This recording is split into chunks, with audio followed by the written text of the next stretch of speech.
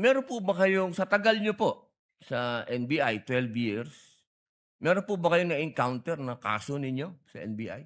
Kayo po mismo na-filean ng kaso?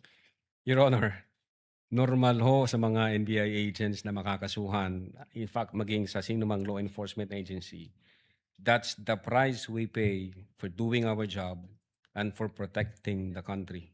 As a matter of fact, in the NBI, Your Honor, we avoid the noise. We just finish the job. So sir. ano po yan? Yes?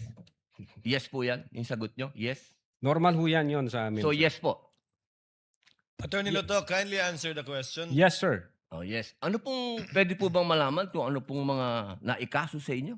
Well, wala ho pa akong natanggap na official case galing sa ombudsman, pero may nakita na ho akong complaint na binigay sa akin from NBI. Hindi ko na ho maalala yung sa case na yan. Pero nung chinek po namin yung case na yan, Your Honor, sabi ko doon sa mga kasama ko, tingnan nyo nga yung validity at authenticity ng case na to. Pinuntahan ho namin yung nagnotaryo, I So think meron Makati po, ano? Court yun. Oh. Yung Makati Court, nag-issue ho ng certification na fake yung notary. Diyan sa reklamo na yan. So sabi ko, huwag nyo nang pansinin, marami tayong trabaho. Kung fake yung notaryo na yan, mere scrap of paper yan. Huwag na nating pansinin. Although, nag-aantay po ako, Your Honor, na mag-notify sa akin ng OMB kasi sasagutin po namin na eto ho ang nakaalap namin, may dalawang Chinese na nagreklamo. Chinek ho namin doon sa BI, yung dalawang Chinese na yan, I think, 9 months nang overstay at pinaghahanap din ng... Ano pong kaso po Bureau of yung Immigration. ipinatong sa inyo? Anong kaso? Hindi ko maalala, Your Honor. Meron ho, may mga kaso ho doon na nakalagay. Pero again, sabi Wala ko po nga, kayong isa kahit maalala na ipinatong sa inyo? if I'm not mistaken, arbitrary detention, may ganun ba? May unlawful arrest? Wala ho sa akin ng record kasi nga, sabi ko nga, nung makita namin na fake yung notary, hindi na ho namin binigyan ng pansin, Your Honor. Kasi napakakapal po nitong hawak ko.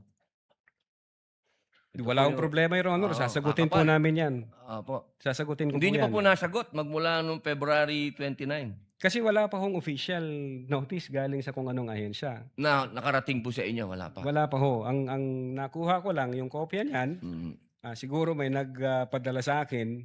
Sabi ko, teka muna, wala akong official na nare-receive from OMB. So, nung chinek ho namin, kung nag-i-exist ba yung kaso, fake yung notary, hindi na namin So, ibig niyo binigyan ng pong pansin. sabihin hanggang ngayon, hindi kayo sigurado kung nag-i-exist to. Dapat may notice na ako from ombudsman. Di ba po dapat ang reaction ng isang tao kapag may kaso, harapin? Precisely, Kasi Your Honor. Hinihintay ko nga po yung notice from ombudsman. Na pag meron na hong notice Wala ang po kayong ombudsman, notice hanggang ngayon? Sa wala pa ombudsman? po, Your Honor. Yun nga ang inaantay ko kasi sasagutin namin kasi meron po kaming certification na fake yung notary. Inaantay ko po, Your Honor. Mas maganda po, maharap nyo kagad. Definitely, hindi ko lalong-lalo namin na po, tatakbuhan yan, sir. Kasi napakahalaga po ngayon nito. Yes, sir. Oo, ito po ay ang pinag-uusapan natin dito ay napakahalaga. Yes, sir. Opo, at ito pong mga kasong ipinatong sa inyo, perjury, robbery, extortion, theft, mainam po ito As I've said, Your Honor, in the NBI, we avoid the noise. We just finish the job, sir.